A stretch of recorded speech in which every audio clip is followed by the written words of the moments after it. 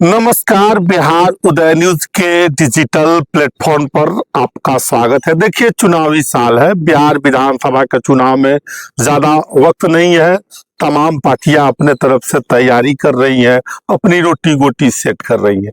आज हम इसी क्रम में बात करने वाले हैं चिराग पासवान को लेकर। देखिए, चिराग पासवान गाहे बगाहे बड़ा बिहार की राजनीति में बयान देते रहते हैं।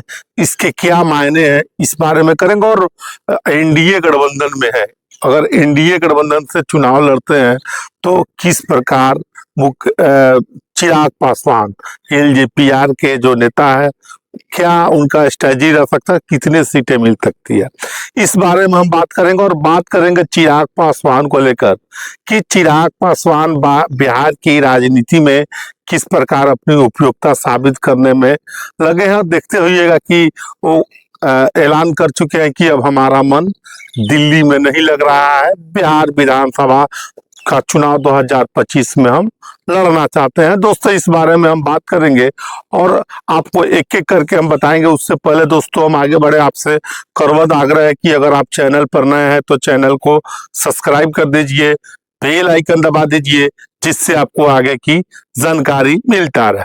देखिए, चिराग पासवान बिहार में दलितों के बड़े नेता हैं। पासवान जाति में उनका बड़ा ही अच्छा खासा पकड़ माना जाता है। पासवान कहा जाता है कि चिराग पासवान चाहे एनडीए गठबंधन के तहत रहे या दूसरे गठबंधन में, उनके जो वोटर्स है 80% वोट जिस गठबंधन में रहते हैं उनके समर्थक लोग उनके पार्टी के जो भी है वोट करते हैं। लेकिन देखिए, चिराग पासवान के बारे में हम तमाम बातें कहेंगे, बताएंगे। दोस्तों, उससे पहले हम आगे बढ़े, आपसे करवद आग्रह है कि अगर आप चैनल पर नए हैं तो चैनल को सब्सक्राइब कर दीजिए, बेल आइकन दबा दीजिए, जिससे आपको आगे की जानकारी मिलता रहे। देखिए, चिराग पासवान के बारे में हम तमाम बातें आपको बताए, उससे पहले थोड़े से पीछे लिए चलते हैं, 2020 के बिहार विधानसभा चुनाव में लिए चलते हैं।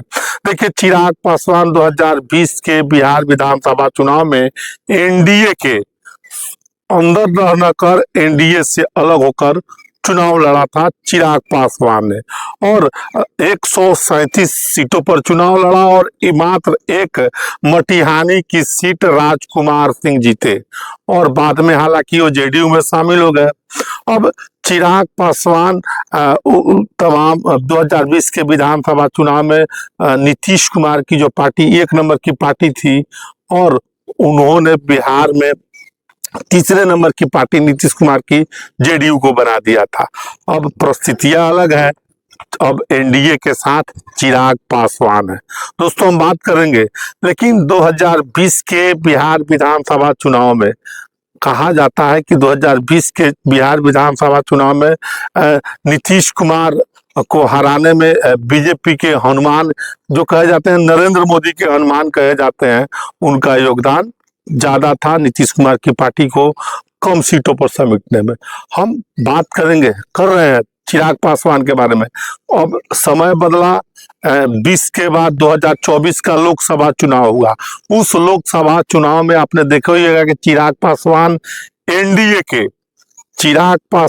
एनडीए के अंदर चुनाव लड़े, उनको 5 सीटें दी गई, और 5 सीटों में से 5 सीटें लोकसभा चुनाव 2024 में जीतने में चिराग पासवान की पार्टी एलजेपीआर कामयाब रही, और पांचों के 500% स्ट्राइक रेट के साथ जीतने में सफलता हासिल की। और दूसरी तरफ चिराग पासवान का एक बड़ा वोट बैंक है, और तमाम जो चिराग पासवान के जो सीटें मिली थी वो जीतने में कामयाब रहे। अब 2025 का बिहार विधानसभा चुनाव है, और चिराग पासवान गाहे बगाहे कभी एनडीए से अलग बयान देते रहते हैं। कभी कहते हैं कि 243 सीटों पर हमारी तैयारी है, 243 सीटों पर हम बिहार विधानसभा का चुनाव 2025 में लड़ेंगे। देखिए, हम और बातें आपको एक एक करके बताएंगे चिराग पासवान के बारे में, बड़ा खुलासा करेंगे। देखिए, चिराग पासवान से मुलाकात तेजस्वी यादव की भी हो रही है। चिराग पासवान प्रशांत किशोर की भी तारीफ कर रहे हैं कि वो हमारे मित्र हैं। कभी नरेंद्र मोदी के हनुमान के तौर पर बातें करते हैं, कभी नीतीश कुमार के अगेंस्ट में बातें करते हैं। क्या चिराग पासवान की एक सोची समझी ये रणनीति है? देखिए, चिराग पासवान, इसमें कोई दुमत नहीं है कि चिराग पासवान दलितों के बड़े नेता के तौर पर बिहार में जाने जाते हैं। उनकी अच्छी खासी वोट बैंक पर पकड़ भी है, दलितों का वोट बैंक पर। लेकिन अब चिराग पासवान कह रहे हैं कि चिराग पासवान का मन जो दिल्ली में नहीं लगकर बिहार में लग रहा है, उनका मन बिहार में लग रहा है। और देखिए, उन्होंने कहा भी है कि हम बिहार विधानसभा का चुनाव जरूर लड़ेंगे। नीतीश कुमार से जब बात हुई तो उनके पार्टी के नेता जो अरुण भाटी है, उन्होंने भी कहा है कि चिराग पासवान बिहार विधानसभा का चुनाव लड़ सकते हैं। बड़ा सवाल है, अगर कभी उनका बयान एनडीए के पक्ष में नहीं आता है। आपको बताते चले कि एनडीए से अलग इतर उनका बयान आता है। हालांकि है अभी एनडीए में चिराग पासवान, लेकिन हमको जो लगता है कि चिराग पासवान एनडीए में ही रहेंगे। ये सीट बार्गेनिंग करने का उनका एक अपना तरीका हो सकता है, प्रेशर पॉलिटिक्स का इसके रूप में देखा जा रहा है।